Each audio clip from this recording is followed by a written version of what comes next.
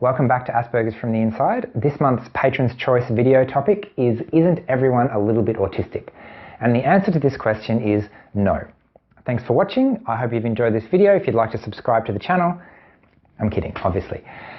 This is a very interesting question because when you think about it intellectually, of course the answer is no. And to be honest, the first thing I want to say in response to this question is when someone says this, it immediately shuts me down and dismisses my experience. So hopefully I'll explain in this video why that's the case, and we'll explore a little bit more around the intricacies of what is behind this kind of question and this kind of thinking. So the first thing to note is that having autistic traits, having some autistic traits, does not make you a little bit autistic any more than being sad sometimes makes you a little bit clinically depressed, or liking to keep your house clean makes you a little bit OCD. Or another popular one that was shared with me recently, if you have indigestion and swollen ankles, that doesn't make you a little bit pregnant, does it? So one of the reasons that this phrase is very misleading is because it makes it sound as if autism is a linear spectrum from not very autistic down this end to extremely autistic down the other end. And that is absolutely not what it means to be a spectrum. So to understand that a bit better, every good lie has a really tiny element of truth that is just believable enough to make it stick. So when someone says we're all on the spectrum, that kind of makes sense, doesn't it? I mean, if you think about neurodiversity, all of our brains are different. Surely that difference is just a distribution, and then if you're different enough, then you get autism, so we're all a little bit different. That kind of makes sense, right? But again, that explanation invalidates the autistic experience. If you imagine that there's a theoretical normal and most people kind of fall with a bit of diversity around that, some people are short, some people are tall, all that kind of stuff, within a certain range, we still kind of call that normal because it doesn't present a problem. It doesn't show up as different, it doesn't get noticed. Whereas if you're out here, this is the kind of autistic experience where the normies, who are all kind of trying to compete, who can be the most different, who can be edgy and cool and all that kind of stuff. And if you're out here, the kind of attention you're going to get is not, oh, that's cool. It's, wow, what's wrong with you? You're a broken individual and we need to fix you so that you can be like us. That's a very different experience to just being a little bit different and having your standard level of diversity. So I'm not trying to be cool. I'm not trying to say, look at me, look how different I am, but I need my difference to be acknowledged so that I can be included. Otherwise, it's just dismissed and there's a barrier to being understood in that way. Being this different introduces a whole bunch of additional social challenges. And let me use like average variation in height, for example, right? Some people are short, some people are tall. If you're too tall, all of a sudden you're banging your head on everything and you can't fit through doorways and things like that. And similarly, if you're too short, all of a sudden you can't reach things that other people can reach. You can't drive a car because you can't reach the pedals. And it becomes a social disability because the world that you live in is not designed to be accessible for you because you fall outside the realm of what people call normal and designed for. So that makes a big difference. It's not just the difference itself, it's the secondary things that the difference cause. And with autism, it's not just one thing that's different. It's a whole bunch of different things that are all slightly atypical in all of these different ways that are different for every autistic individual. The common thread is that the sum product of what those differences lead to is the feeling of being so far outside the norm that it makes it very difficult to connect with people. It's social isolation, it's the world telling you you're broken, it's all these types of things that kind of make the backbone of the autistic experience.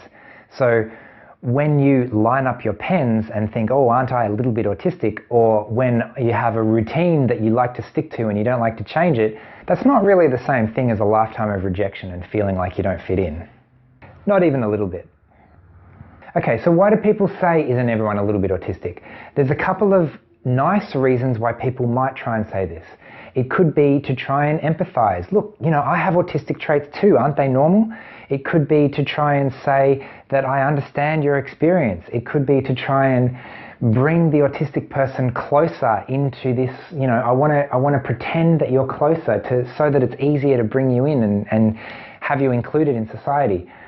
Unfortunately, what it does is it trivializes this difference by making it sound a lot smaller than it is. And the effect that has is it communicates the message that I already understand, which is the opposite of the message that I want to understand. So this message of I already understand shuts the conversation down and doesn't allow for any more connection. And unfortunately, the message it also communicates is I have no idea what you're going through and I don't care.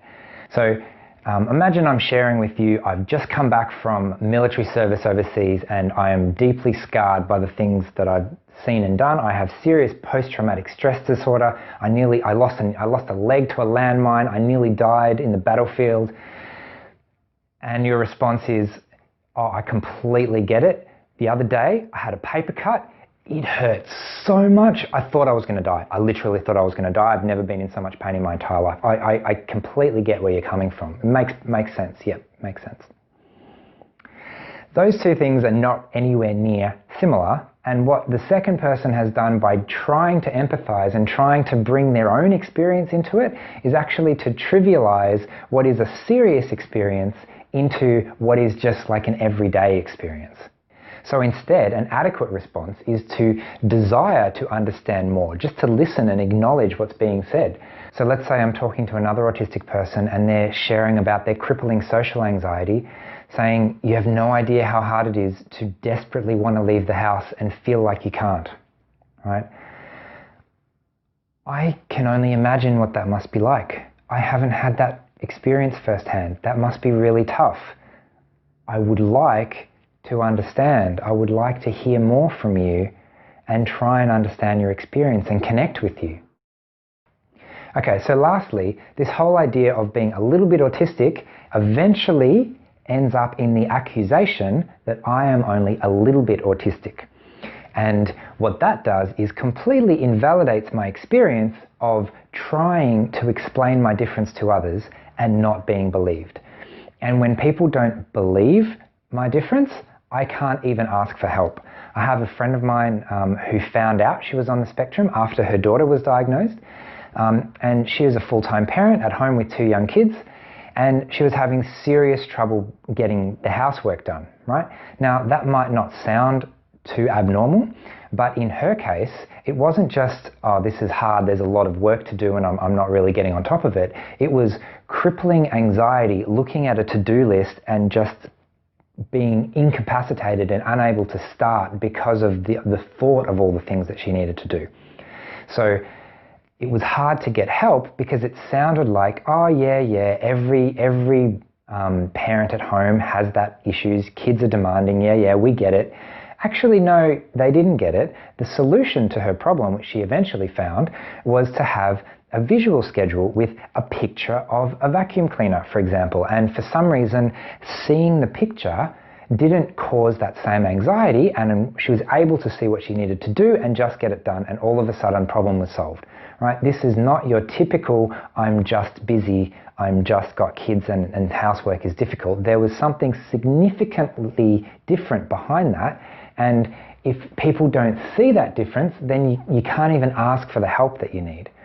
So I guess my final point is that autism is real. It's a real thing. Even autism that you can't see is a real thing, and this is especially an issue for women who are very good at masking.